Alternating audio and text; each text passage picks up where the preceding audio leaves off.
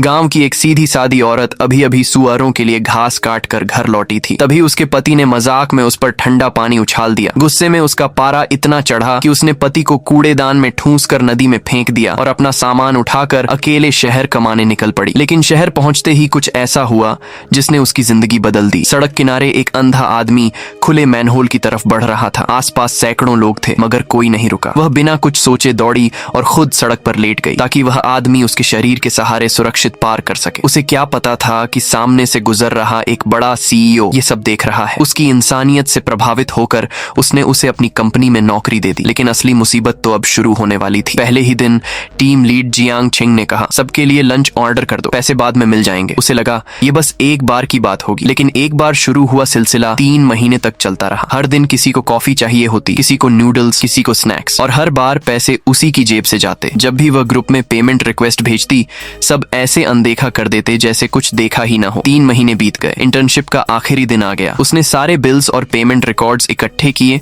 और finance department पहुंच गई। लेकिन वहां जो सच पता चला उसने उसके पैरों तले जमीन खिसका दी। फाइनेंस ऑफिसर ने कंप्यूटर स्क्रीन देखते हुए कहा, तुम्हारी टीम का मील अलाउंस तो हर महीने सैलरी के साथ पहले ही रीइंबर्स हो चुका है। वह हैरान रह गई। मतलब हर महीने कंपनी सबको खाने के पैसे दे रही थी, फिर भी पूरी टीम उससे अपने लंच के पैसे भरवा रही थी। पल जियांग छिंग ने एक और आदेश दे दिया, कल कंपनी का सबसे बड़ा क्लाइंट आने वाला है, उनके लंच की जिम्मेदारी भी तुम्हारी होगी। इस बार खर्चा पहले से कई गुना ज्यादा था। कम से कम 6 लोगों का बिजनेस लंच, प्रति व्यक्ति 500 से भी ज्यादा। उसकी जेब में अब कुछ दर्जन युआन ही बचे थे। किराया देने के पैसे तक नहीं थे। उसने हिम्मत करके कहा, क्या इस बार आप पहले पेमेंट कर सकती हैं? जियांग छिंग का चेहरा तुरंत बदल गया। याद रखो, तुम्हारी परमानेंट हायरिंग इवैल्यूएशन में मेरी राय 40% मायने रखती है। अगर नौकरी चाहिए तो वही करो जो कहा गया है। यह सीधी धमकी थी। उस रात वह देर तक सो नहीं सकी। एक तरफ नौकरी थी, दूसरी तरफ उसका आत्मसम्मान। अगर पैसे देती तो अगले महीने खुद भूखी रह जाती, अगर मना करती तो परमानेंट जॉब का सपना खत्म हो सकता था। पहली बार उसे एहसास हुआ कि कुछ लोग आपकी अच्छाई को आपकी कमजोरी समझ लेते हैं और जितना आप झुकते हैं उतना ही वे आपको दबाते हैं। अगली सुबह ऑफिस का माहौल बिल्कुल अलग था। हर कोई समय पर आया था। जियांग छिंग ने भारी मेकअप किया हुआ था। सीईओ खुद क्लाइंट का स्वागत करने वाला था और लगभग हर जिम्मेदारी उसके सिर पर डाल दी गई थी। डॉक्यूमेंट्स तैयार करना, मीटिंग मटेरियल संभालना, कॉफी सर्व करना और सबसे अहम लंच अरेंज करना। स्पष्ट था अगर कुछ भी गलत हुआ तो पूरा दोष उसी पर डाला जाता। सुबह 10 बजे क्लाइंट समय पर पहुंच गया। सीईओ ने खुद उनका स्वागत किया। जियांग छिंग मुस्कुरा कर सबके सामने अपनी मेहनत का दिखावा कर रही थी, जबकि असल काम कोई और कर रहा था। वह चुपचाप एक कोने में बैठी नोट्स ले रही थी। बीच बीच में जियांग छिंग उसकी तरफ देखती और संतुष्ट होकर मुस्कुरा देती। उसे पूरा यकीन था कि वह अभी भी उसके कंट्रोल में है, लेकिन उसे नहीं पता था कि इस बार हालात बदल चुके हैं और कुछ ही घंटों बाद पूरे ऑफिस के सामने ऐसा तमाशा होने वाला था जिसे कोई कभी नहीं भूल पाएगा, क्योंकि इस बार शिकार नहीं, शिकारी फंसने वाला था।